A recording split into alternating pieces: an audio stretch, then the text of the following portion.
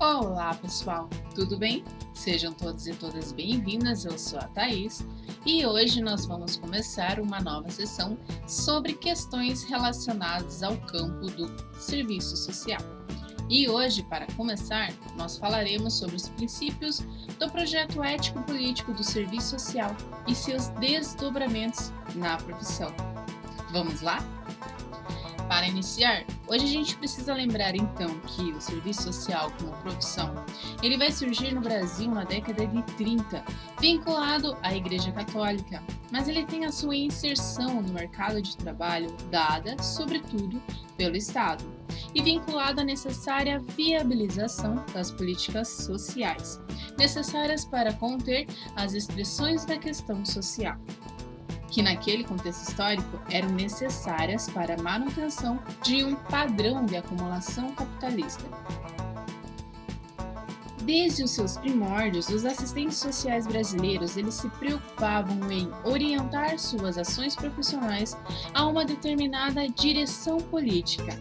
De início, eram altamente influenciados por duas grandes doutrinas sociais da Igreja Católica e se dispunham a orientar a classe trabalhadora, disciplinar, frente aos novos padrões de moralidade. Esta perspectiva de controle da classe trabalhadora, ela está evidente nos três primeiros códigos de ética profissional, principalmente no primeiro, que é de 1947. No segundo código, de 1965, a perspectiva católica conservadora se articula aos interesses imperialistas, adotando o projeto do desenvolvimentismo, sendo influenciados por vertentes usuais na época, principalmente a norte-americana, e o método de desenvolvimento de comunidade. De acordo com Ford e Guerra, a participação dos assistentes sociais no método de desenvolvimento de comunidade proporcionou que tivessem contato com outras áreas do conhecimento, ampliando o campo de compreensão da profissão e saindo de uma condição endogenista, da perspectiva única da ajuda e da caridade. Então, a atuação profissional junto às faixas populacionais mais amplas, ela despertou a crítica à condição de subdesenvolvimento do país, levando-os a questionar a profissão e o modo de produção capitalista. Então, se abriu assim, pela primeira vez, uma tentativa de ruptura com o conservadorismo, mas logo se inicia então um processo de ditaduras na América Latina, que atrasou, sim, esse movimento. E na década de 1970, que o Código de Ética expressa, então, um movimento qual o Neto vai chamar de reatualização do conservadorismo, afirmando que os assistentes sociais deveriam defender a ação disciplinadora do Estado. Contudo, esse movimento não inibiu totalmente essa luta contra o conservadorismo. A prova disso é um movimento de reconceituação que, segundo Neto, vai abrir então a possibilidade do pluralismo na profissão e a interlocução crítica com as ciências sociais, inclusive da tradição marxista. Mas só com a redemocratização é que se tem a condição política para a crítica radical, isto é, no projeto ético-político, que é um projeto progressista e democrático e que vincula a orientação das ações profissionais dos assistentes sociais a uma perspectiva política crítica a esta ordem societária. Mas então, o que vem a ser este projeto ético-político? Nós precisamos entender primeiramente que um projeto ético-político ele é um projeto profissional, que irá se vincular à prescrição de normas para o comportamento dos profissionais, que podem tanto visar uma transformação social quanto buscar conservar uma ordem social. Então, no caso do serviço social, os princípios que norteiam a profissão, eles são aqueles que foram instituídos no ideário da modernidade, que irá induzir uma ação profissional voltada aos procedimentos burocráticos que são base das relações capitalistas e também que estarão voltadas às relações dos projetos societários. Ok, mas o que são esses projetos societários? Em resumo, é toda a ação humana que está direcionada a um determinado objetivo ou finalidade, que para ser alcançado ele precisa de um projeto, um planejamento que carregará consigo valores que vão direcioná-los. Mas dessa forma, eles são projetos coletivos e necessariamente de classes, partindo do grupo e da participação social.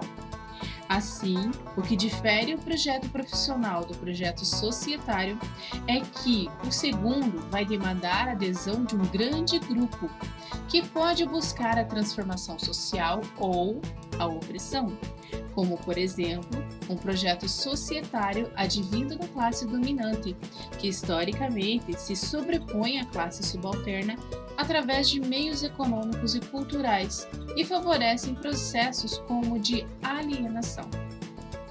Então, no caso do nosso projeto ético-político, é importante a gente lembrar que ele vai surgir de um movimento de grupos que buscavam rever determinados conceitos da profissão.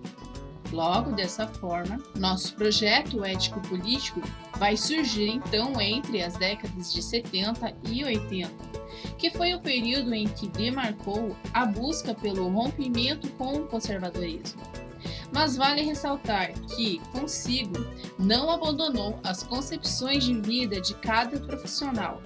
Por isso é importante relembrar que o projeto ético-político é plural e imutável e pode sofrer interferências dessas vivências. Assim, o projeto ético-político não é um documento palpável, e sim um norteador para a prática profissional. Então, para a sonhada transformação social, ele necessita de apoio, isto é, da mobilização de toda a classe trabalhadora e não apenas do assistente social. Então, como manter um projeto ético-político hegemônico, entendendo que a classe não é? Através da mobilização, da discussão e do aprimoramento teórico, somado a imperativos legais e indicativos éticos, que fortaleceram a partir da década de 1990, com o início dos mestrados, doutorados e produções acadêmicas, congressos, entre outros, que buscavam teorizar a prática profissional com maior ênfase e sem maiores censuras. Censuras estas que são passíveis de retornar, visto que o projeto ético-político ele necessita de um cenário democrático para sobreviver, para que os direitos constitucionais não sejam retrocedidos. Por esta razão que o projeto ético-político se materializa na intervenção profissional, isto é, no cotidiano dos e das assistentes social, através de 3 elementos constitutivos: a dimensão da produção de conhecimentos no interior do serviço social, onde se apresentam os processos reflexivos do fazer profissional. Esta dimensão investigativa da profissão, ela não comporta posturas teóricas conservadoras, cujos os pressupostos filosóficos têm por horizonte a manutenção da ordem. E segundo, a dimensão político-organizativa da profissão.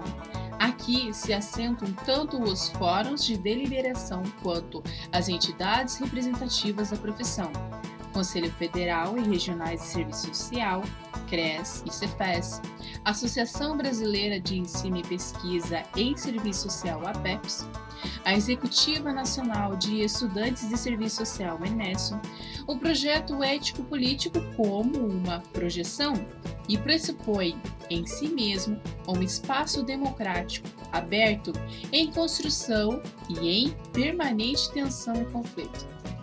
Tal constatação indica a coexistência de diferentes concepções do pensamento crítico, ou seja, o pluralismo de ideias no seu interior. E por terceiro, a dimensão jurídico-política da profissão, que envolve um conjunto de leis e resoluções, documentos e textos políticos consagrados nos meios profissionais. Estes são o Código de Ética Profissional, de 1993, a Lei de Regulamentação da Profissão, a Lei 8.662, de 93, e as novas diretrizes curriculares, 1996. Também o conjunto de leis advindas do capítulo da Ordem Social da Constituição Federal de 1988 e aquelas voltadas à garantia e viabilização de direitos. Desta forma, são essas dimensões que orientarão os princípios do projeto ético-político, sendo esses princípios a ampliação da liberdade, concebida como autonomia e emancipação do pleno desenvolvimento dos indivíduos, a defesa intransigente dos direitos humanos contra todo tipo de arbítrio e autoritarismo, a defesa e aprofundamento e consolidação da cidadania e da democracia, a socialização da riqueza socialmente produzida e da participação política, e a defesa da equidade e da justiça social, universalizando o acesso a bens e serviços relativos a programas e políticas sociais e a sua gestão democrática, e também o compromisso com a qualidade na prestação dos serviços com competência profissional e articulação com outros profissionais e trabalhadores, que são os princípios presentes no atual Código de Ética de 1993, ao qual se torna um instrumento técnico operativo de caráter educativo e orientador do comportamento ético profissional do assistente social, baseando assim tanto a formação quanto as intervenções cotidianas dos e das profissionais. Uma intervenção agora que admite não ser neutra frente às violações de direitos, visando uma intervenção prática a partir de valores que emancipadores da realidade social, uma realidade a partir da sua totalidade, não mais unicamente no indivíduo. Mas isso é fácil? Não, pois não podemos deixar de relembrar que o e a assistente social trabalha na busca pela efetivação das políticas sociais e dos direitos humanos. Porém, o profissional ainda é parte da classe trabalhadora, e os seus desafios iniciam quando os mesmos estão dentro da contradição capital versus trabalho, e ainda dentro do projeto societário que visa o modelo capitalista. Logo, as relações de força são grandes, por isso necessitam ser sempre fortalecidas diariamente para o enfrentamento das expressões da questão social. Vocês gostaram? Então, gente, ao longo das próximas semanas nós teremos mais algumas discussões relacionadas a este campo. Se vocês gostaram, deixe seu comentário aqui nesse vídeo, se inscreve no canal e deixa seu like. Agradeço no fundo do coração para todos e para todas que ainda estão neste canal, gente. Até mais, beijo!